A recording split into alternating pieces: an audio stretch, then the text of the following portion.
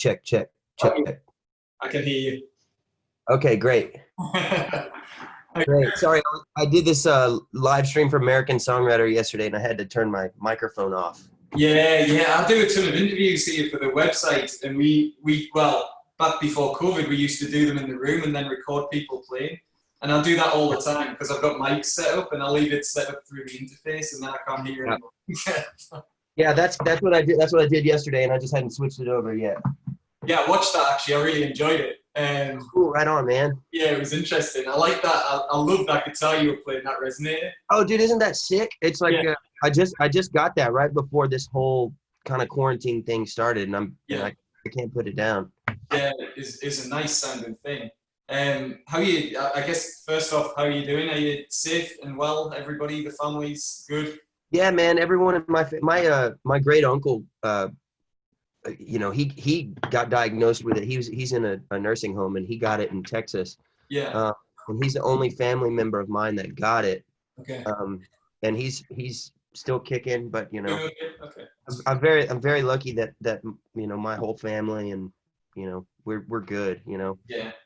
So I mean it kind of it sucks for everyone, and I'm definitely bummed about not going on the road Yeah, I can imagine. anymore this year. But I think musicians kind of have it lucky because we can at least be creative. Yeah, I think so. I've spoken to a lot of musicians, and I mean, obviously that's never ever going to replace playing live, but at least people can get online and it's an outlet. They can still play music for people. Yeah, we're watching tons of live streams now, which it's kind of nice. There are regular ones on a Sunday night there's a guy called Joe Pug who I really like, who's a singer-songwriter. He does a stream. Oh, I love Joe Pug. Yeah, he's awesome. Yeah. We sort of sit and watch his live stream now every Sunday night, and it's a thing. It's really nice. Yeah. Man, yeah, I love it. We've like that. I think the live stream thing is something that I'm kind of inching my way towards. I've been doing some research on how to best get the audio, and now I have to figure out how to get the best video. But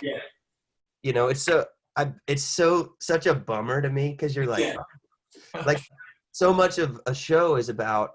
For me, it's always been about the interaction with the audience, and so you kind of have to channel it and go like, I know they're at home. And Exactly. It's funny. I was talking on last week Thursday. I interviewed a songwriter called Suzanne Santo. She used to be in a band called Honey Honey, and we were talking about the same thing. And I was saying it's kind of the same from the perspective of someone. We go to so many shows. Kirst, my wife, is a photographer for our website, cool. so we're always at live shows, and I just miss that. I just miss that feeling of going in the door and waiting for the band to come on the stage and wondering, like, is this going to be one of those nights? Is this going to be one of those that I remember for the rest of my life? Yeah, one of those magic evenings. Yeah. And we'll get back to that soon enough. I'm sure we will. It's awesome to see people like, my wife is in a band and she's been doing live stream after live stream. And they've like perfected it. It's like they've got it down to an art. Yeah. And so it's awesome to see these artists like having to kind of bend to, the situation. And I've watched you out doing it as well. I think you're right. They've got the sound and everything right, and I think that's the key, right? You've got to get it sounding good. Because sometimes I've seen people do it where they're just recording on an iPhone and it doesn't get across what it needs to get across, right? Dude, this is the thing about them. Like I watched a couple of theirs and they've done a few on an iPhone, but they're like so talented when it comes to playing and singing. They like mix themselves with their voices. Yeah. Like, they'll be singing and you can hardly hear their guitars, and they're like, "Oh, we're doing they know how to like mix their voices for that." I'd never guessed that they've done any of those on an iPhone. Dude, I'm like, I sing so loud, I need a compressor. So I guess I was gonna start off, and we came, man. So obviously you can probably tell I'm not originally from the US. We've lived in Chicago for about 8 years now. Cool. And we came across you guys. I'm trying to remember which tour it was. You were supporting, I can't remember who it was, but we were kind of hooked the first time we saw you live. That was what drew us in, right? Just the live show was so good. And I wanted to talk a little bit with you about like going right back, I've heard you talk about, your first guitar at age 6 and everything, and then the fact that you sold your dirt bike and bought an Epiphone, gives like a Les Paul, which I found amusing given how much of a Strat guy you are now. That your No, first guitar was a Les Paul. yeah, But back then, was your family musical? Like, did you come from? No. no, no. My dad listened to country music. Yeah. And so I loved a lot of like classic country songs, but my mom never really listened to a lot of music. Yeah. But they were always supportive, they were Yeah. supportive. So when I saw a video of Elvis, and that's what kind of got me hooked on guitar. Yeah. Yeah. Just the sort of magic of it live, or what it was kind of. Yeah, it was because he wasn't really playing it, but Yeah. I saw like a video of him holding it that my first grade music teacher showed me. Yeah. And he had the guitar and he was dancing and people were going crazy. And I've always kind of been like sort of an attention whore. So it was Yeah. like, wow, he's getting all the attention because he has a guitar. And then I kind of got into blues, like that struck an emotional chord with me. And I met a man named Roosevelt Twitty, who became my best friend, and he became a member of my family. Yeah. And so that's kind of how I got into it. And that's when I said, like, hey, I got to sell this dirt bike to get a guitar. And at the time, I didn't like Strats. I thought Strats were, because I knew how to play like Crocodile Rock by Elton John and Summer of '69 by Bryan Adams, and that was about the extent of my knowledge. And with the Strat, I would always hit the switch whenever I would do a downstroke. Yeah. And now it's so funny because like one day I heard this guitarist named Alan Haynes, and I realized he was using the switch as almost an effect. And so I went and got a Strat, and I haven't really played much else since. Yeah. Yeah. And I changed the pickups with that switch probably like 100 times a song. Yeah, and it always impresses me when you do that. There's another guy that I love out of Chicago who we've interviewed a few times, called Davey Knowles. And Oh yeah, I know Davey. He's great. yeah, and Davey, when he's playing his telly, he'll do those solos in the set where he's using the volume knob with like his little finger. I don't know how he does that, but it's awesome. Yeah. Jeff Beck does that all the time too. It's like it's so awesome. Like with those dudes who are like, yeah, I don't need a volume pedal. I got Yeah, I'll just use my little finger. So how soon, you started playing, I guess, then very young. How soon into playing, was it always about writing music for you? When did it come to sort of writing your own stuff? That that started kind of coming into play. Songwriting came into play like probably when I was in middle school and was trying to meet girls and like rebelling against my parents, and songwriting was like my way of trying to stick it to the man and also try to like tell girls I liked them, that kind of thing. And then as I got older, songwriting became more and more sort of the focus. And I think on the record we just made, I got the first mixes last night and just listened to it, and I'm like, songwriting is the focus of this. This is great. We've been kind of inching towards it.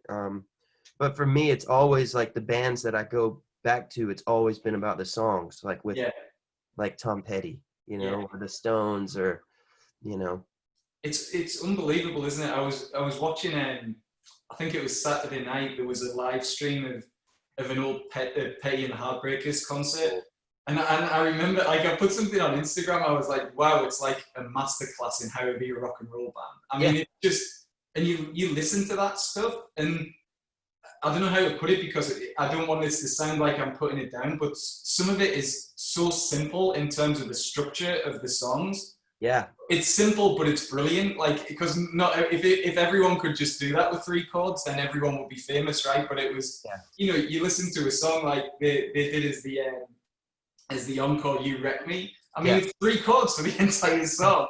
Yeah. And it's just a fantastic tune. Yeah, man. I think he had a way of saying a lot with a little. That's one of my favorite things about Tom Petty is he could say, like, when he just said, "I won't back down," and then all of a sudden you're relating it to all of the things in your life that you feel like you're going up against. And I just read this. I think it was on NPR maybe, and it was all these people writing what that song meant to them, and I think that article just reminded me how far-reaching you know, Yeah. his lyrics could be. Yeah, absolutely. And I go back and forth. Like when I interview people and talk about songwriting, sometimes I'm reluctant to sort of ask what was that song to you? Like, what did that song mean? Because there are certain songs, and I think everybody's probably that way, that you project your own meaning onto those songs, and they mean something to you. And it would probably ruin it for me with certain songs if the guy who wrote it said, "Oh, well, it was about this," and it's something totally different. Yeah, this is actually about stepping in fire ants. There's something stupid, yeah. Yeah. And it's funny because I feel like a lot of times I'll set out to write a song, and then like a year down the road, it means something completely different to me, and I almost don't even remember. You know, it's just interesting. I think sometimes how you know, you're maybe saying something you don't even know you're saying. You know? Exactly. Yeah, I agree. It's always interesting to me as well where things come from, like how what you're doing influences what you're writing. I heard you. I think it was an interview you were talking about. Oh, it was last night actually. It was on American Songwriter when you were talking about Ride and how it was influenced by, you know, you were down in Oxford, Mississippi, and it was that Mississippi blues vibe. And I find like we go down to every year typically now we go down to Clarksdale in Mississippi. Oh, cool. There's really cool like motel there called the Shack-Up Inn just outside of Clarksdale. And you can go to Red's and the Ground Zero Blues Bar, and they've got like the Museum of Delta Blues there. Wow. And there's just like a feeling about that place when you go. I mean, Red's it's a dive bar, right? I mean, it's like a proper juke joint. That's what it is. It's never changed, but it's just awesome. And I mean, do you feel like when you're writing? I heard you talk last night about, you know, that you really lock yourself away and just write. But do you know where some of that's coming from? I mean, does it take you to somewhere you've been or an idea in your head? You know, I think sometimes, but one of my favorite things about music and songwriting is it's almost like a form of meditation. You know, you kind of check out, and then you come to afterwards, and you've got a song. You know, it's one of those things where it almost feels like you're trying to get out of the way a little bit, and then just follow the music, and then all of a sudden there's something that happens. I don't know.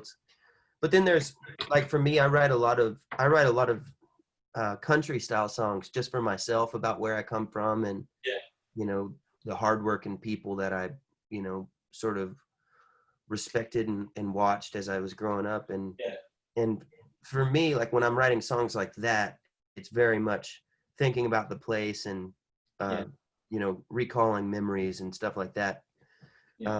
And when it comes to blues, has always been my, or a song like Ride, that style of music has always been my way of checking out, you know, because that music it hits me, you know, right in the heart. So I'm able to like shut my mind off a little bit. And so. Yeah, it's I love that style. I love that sort of, you know, the bass with the thumb and the fingers. It's probably the most frustrating. It's like the hardest version of patting your head and rubbing your stomach at the same time. I think it's good. I find it virtually impossible to do it, but I love the style.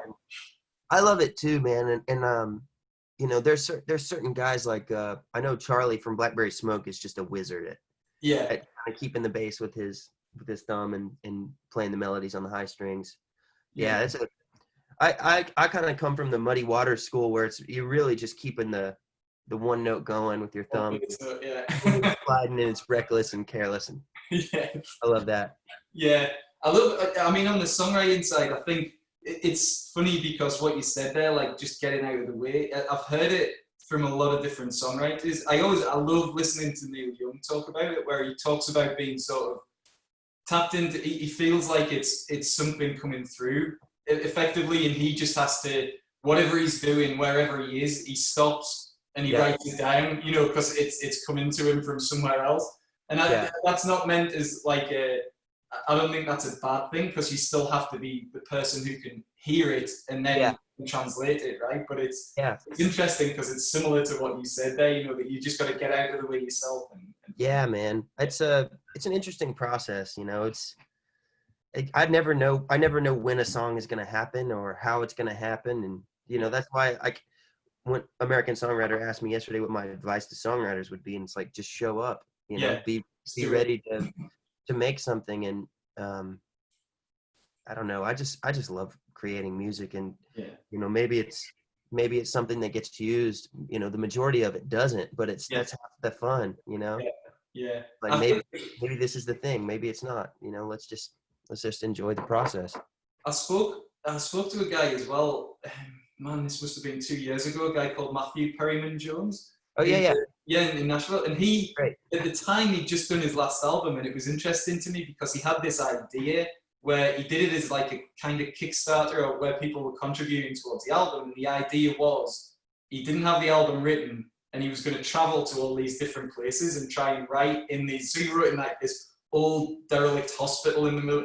And I remember talking to him about how it had gone, and he was like, I didn't write a lick when I was in these places. I was in these places, and maybe he was trying to force it. Like when he was there, his idea was he would like absorb the environment.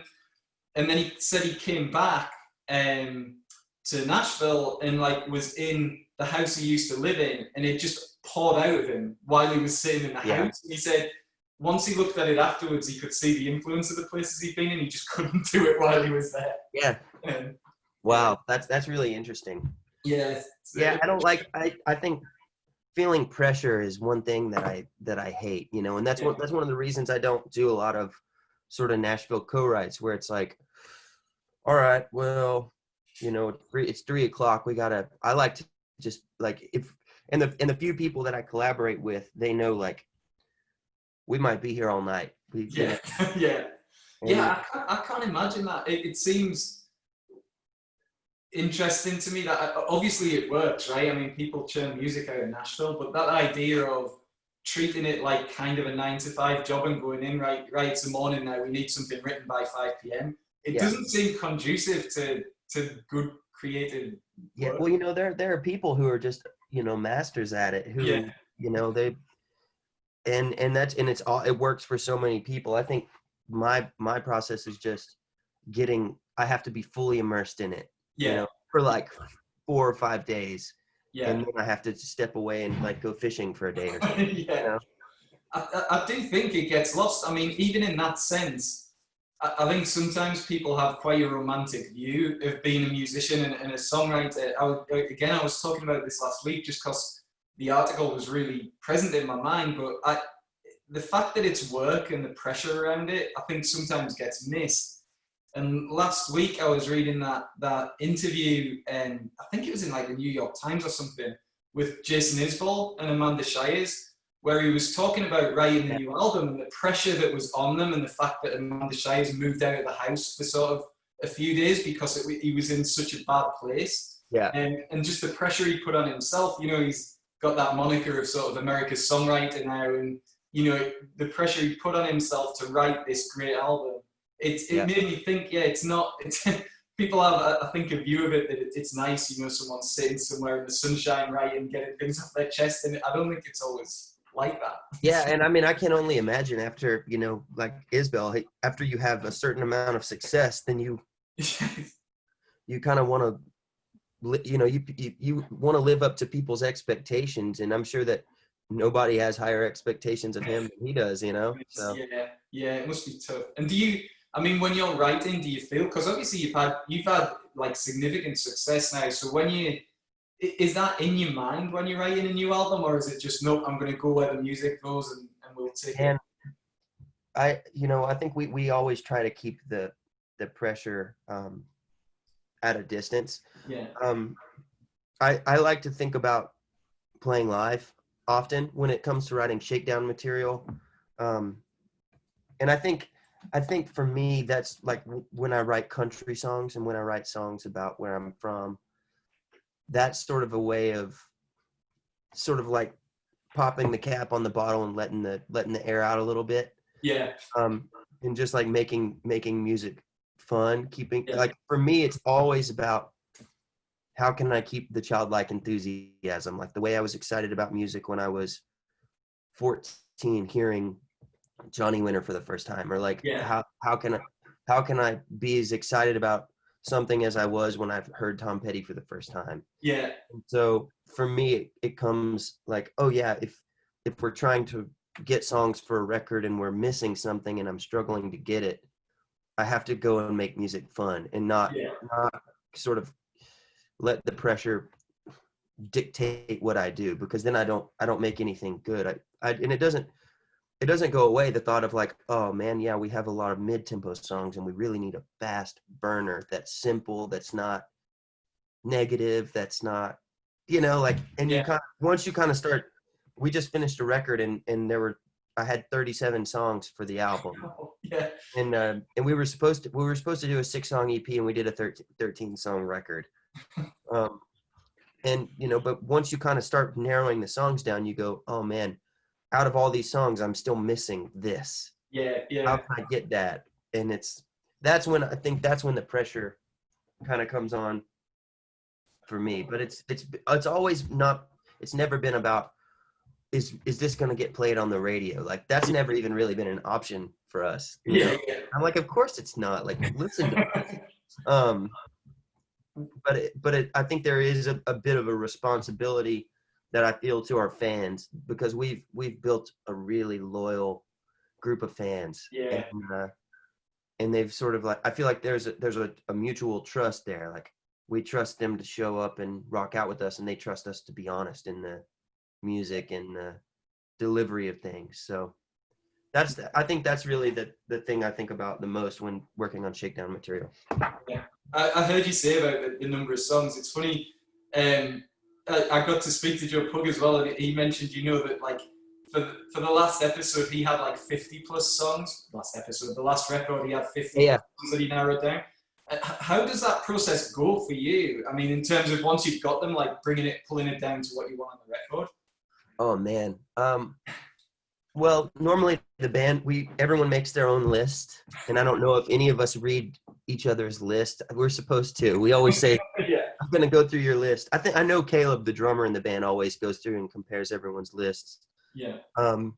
With this record, we had a longtime collaborator friend of ours, Roger Allen Nichols, he's one of my best friends in the world. When I moved to Nashville, he was one of the only guys that shot me straight. And he was like, dude, listen, everybody can play guitar good. Like, you have to have more. And I was like, well, I'm writing songs. He's like, yeah, but why don't you ever write bridges? You only play guitar solos. And I was like, I do guitar solos instead of bridges.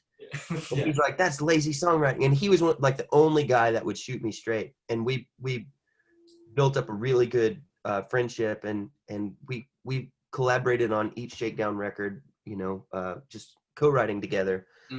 And so whenever this quarantine happened, he was my first call. I said, would you feel comfortable basically just quarantining with us, and we'll make a record, in my house.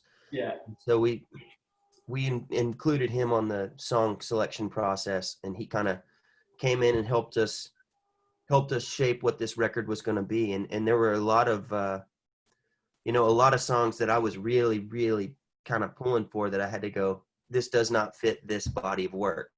Because once the record started taking shape, you kind of go, I love that song, and that song can maybe exist on another album, but it doesn't exist on this album, And I guess it probably helps sometimes having someone from outside the band itself give you that sort of, that perspective.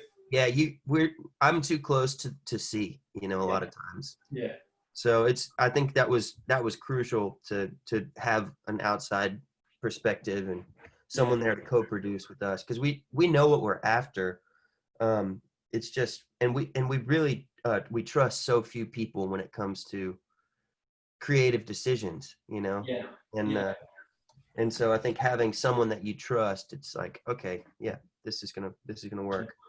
And I think when I was reading sort of some of the interviews about the last album, you mentioned that there were a couple of songs on there, and Out There in particular, that had been a song that was hanging around with you for a long, long time. And finally it found a home on that album. Are there any of those on the new one?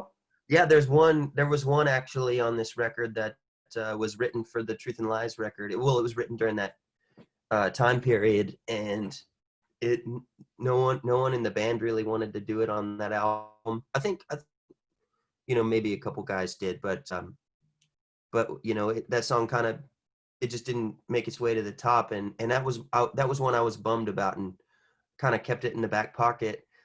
and then I forgot about it, and Caleb brought it up to me. He's like, "Hey, what about this song?" And so there isn't like an oldie that ended up on this record. Only one though. Yeah, yeah. So. And in terms of recording, so back on Truth and Lies, I think I read you did a lot of that live in the room. Yeah. Have you stuck with that for the new one? Yeah, I mean, so pretty much everything went down with Caleb and I playing together. Yeah. Caleb and I started this band, and there's like a kind of a chemistry that we have. There are a couple songs on the record, like the closing song on this album was kind of stemmed from me getting frustrated at a song we were working on, and certain pieces weren't falling into place. And so while Roger was making a pizza in the kitchen, I was like, Caleb, will you just jam with me for a second? Yeah. And I hit record, and we just jammed. I'm sitting facing this way, and he's in there. He can't even see me. And we did one take of this song, and we were just kind of laughing through it. And we're like, yeah, we got to put that on the record now. Yeah, so yeah.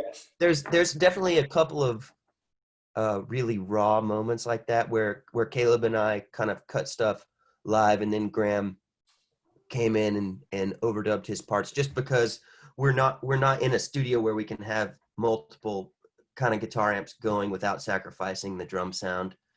So it was a matter of like, okay, cool, we'll put a really small amp in the bathroom for me to kind of get my real amp sound, and then I got this piece of gear from Universal Audio that allows me to take my loud amps and make them quieter, or send them directly into the recording software. So we were definitely making do with the circumstances, which I think made the process so much more fun, because like whenever you're kind of creating with limitations, Yeah. it forces you to figure out new ways of doing things. Yeah, absolutely. It's funny, I've spoken to a few people recently that have talked about deliberately putting limitations on what they wanted to do or what they wanted to write about.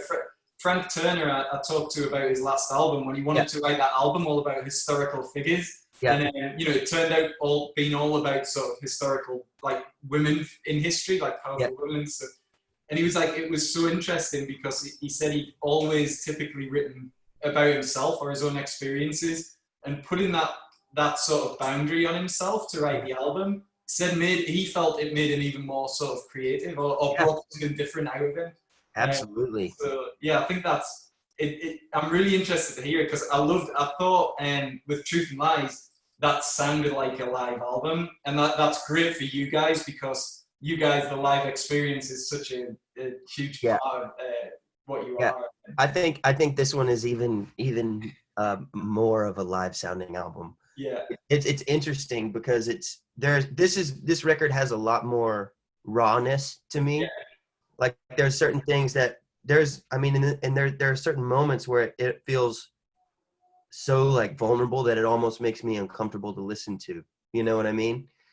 And I like that because I think it's so easy to zap that out of a record, with fixing things and overdoing things. And so I'm pretty jazzed about it. And we wrote a few songs in the studio as well, to where it was like, we got the drum sound, and we spent two days getting the drum sound, just shooting out different mics and preamps and trying to figure out, moving the room mic from the shower to the, just figuring, and the whole while we could have just gone to Roger's studio. Roger has a great studio, but I think it was more of a, let's set some limitations and let's see what we can do. Let's see how creative we can be.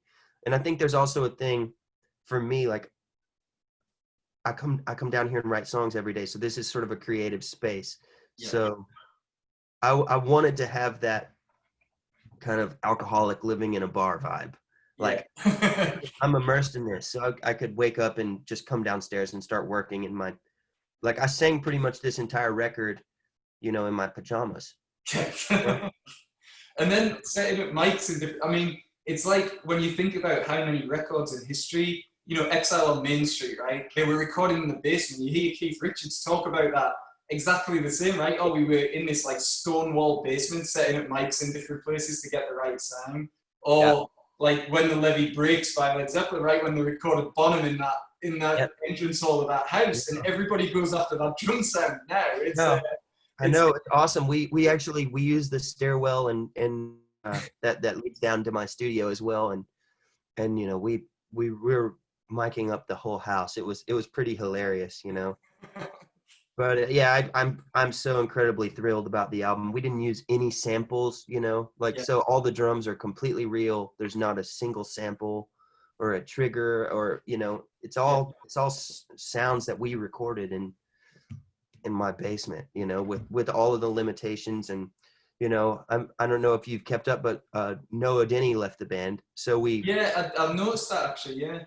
So we were like, okay, Graham and I were like, let's get some basses. So we played the bass, and and Noah was always sort of responsible for the high harmonies, so I had to kind of get up there. This record really pushed me vocally to go a little further, so. And I think, we're coming up on half an hour. I just wanted to ask you sort of one last thing around the guitars, because I always love the interplay with sort of you and Graham. And I've heard you speak, about that fact that he fills out the sound, that he just knows what to do with his rhythm playing. He's just got that sort of X factor. How did you guys like link up? And was it like that the first time you played? Was it just instant?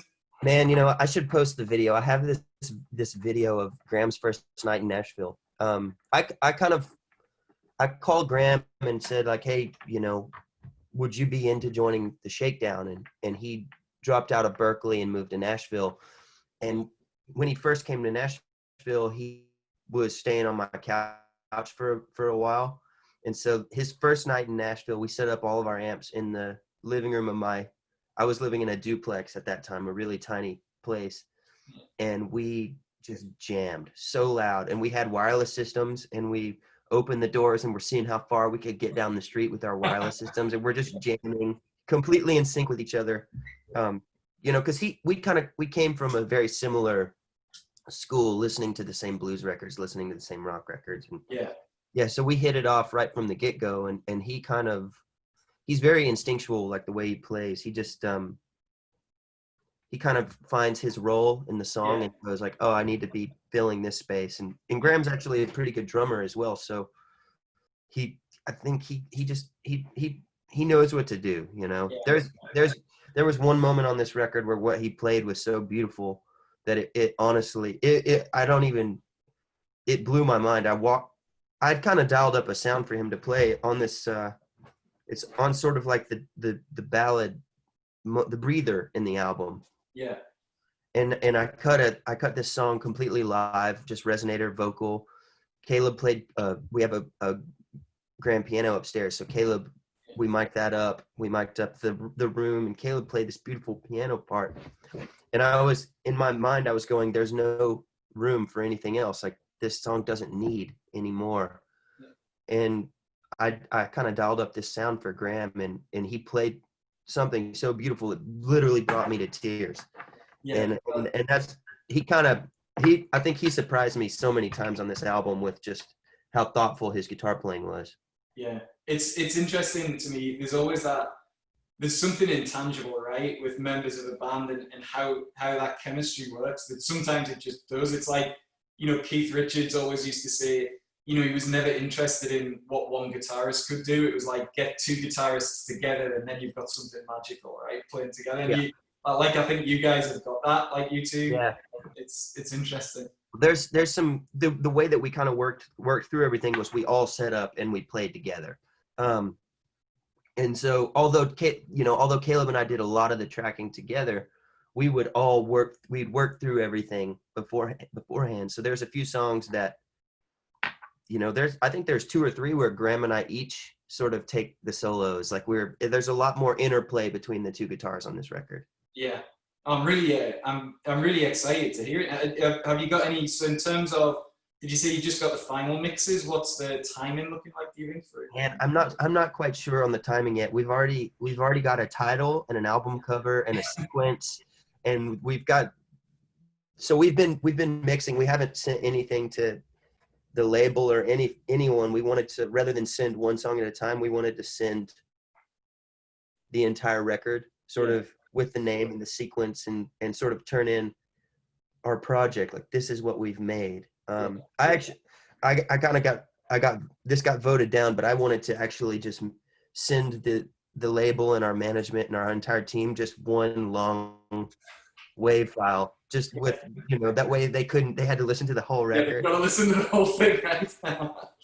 That's there's something to be said for that, I mean, like, since I've been over here, I got bitten by the vinyl bug. So it's like, but the thing I like the most about that, about listening to music on vinyl, like, people talk about the sound and things.